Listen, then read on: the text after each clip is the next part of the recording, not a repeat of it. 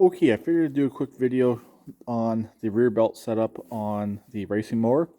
I have changed a couple things from what I did have on here. First of all, the rear pulley is now a 3-inch. Before it was a 2 3/4. I was kind of limited on what I could get for test belts. I went to a couple different stores. The first store, I thought I had everything, and if the packaging was correct, I would have had everything I needed. But unfortunately, the packaging was incorrect.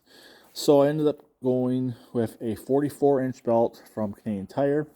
This belt is, like I said, just a temporary belt to figure out, make sure everything's going to work. It was only a $10 belt. I got two of them, one for the front as well. I'm kind of hoping to use the one I got from Canadian Tire on the front, since these belts were actually the cheapest ones I could get. The other ones came from the former TSC in Canada. It's now PV Mart. So those ones were a little bit more expensive. So as long as everything works out, I will be upgrading to Kevlar belts. These are just the rubberized belts for right now. This one here, as you can see, is tight. I do believe I want to keep this as tight as possible for the back so I have no slippage. The front does have a clutch. I do have to do some work on the front clutch guides before I can put a belt on there. It's a little bit fun measuring the belt up when a lot of the stuff is bent up front. Also, I want to get this engine back out of here and bolt in the engine I'm going to be using. This engine here is quite heavy. I really don't want to use it. Also, I did some looking under the hood. They have the belt sizes written down. They're running a 46-inch belt, so I'm thinking they were running a larger pulley on the back. What I got on here is actually larger than what I would normally run. So I don't know what the gear ratio is actually going to be as of yet. On my old machine, it had an 8-inch on the engine. Yes, you can actually get an 8-inch under the hood up front with a Craftsman with a lot of modifications and the stock clutch. If you look back at my Craftsman build videos, you'll see how I did it.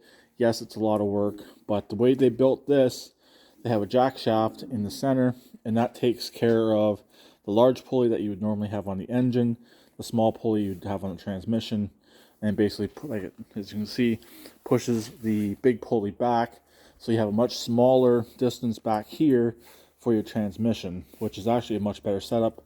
Also, that's how they were able to raise the back end the way they did. Again, I like this setup. It's kind of what I was going for on my old machine, but I had the wrong chassis. So anyways, getting a little bit off topic. So I ended up going with the 3-inch now, stock idler. It's actually in the same position they had it in. It is fully adjustable, which is nice. And the stock center pulley as well. It does still have the pulley underneath, so I don't know what size that one is as of yet. On the engine, I believe it's a 4-inch I'll be running. I'll be running a stock size one, but one from a machine that would have electric PTO clutch, so it doesn't have the bottom half. I don't have to worry about cutting one down. Just a little bit easier to mount and a little bit easier to work with. So anyways, we're supposed to be getting some nicer weather in the coming days, so I might get the engine pulled out that's going in here, get the head put on, get it buttoned up, possibly put it in place. I almost went out today and bought another engine, but I didn't. I want to kind of see if that one will run first, then proceed if I have to get a different engine or not. I'm not going to be running the V-twin. I want to run single cylinder on this, just because it's a lot tighter with the battery up front for the weight. I just don't really want to run a twin. So that's my idea as of right now. So anyways, that's where we are on this. Rear pulley and belts are getting there. Also, with this pulley here, it's flush with the top of the transmission, so I'll be able to thread that hole, put a bolt in there, and it is perfectly flush with the idler, so there will be no wear in the belt where one wants to be a little bit higher than the other. This pulley is a much better setup. So anyways, there we go, quick update, and we are slowly making progress on this particular project.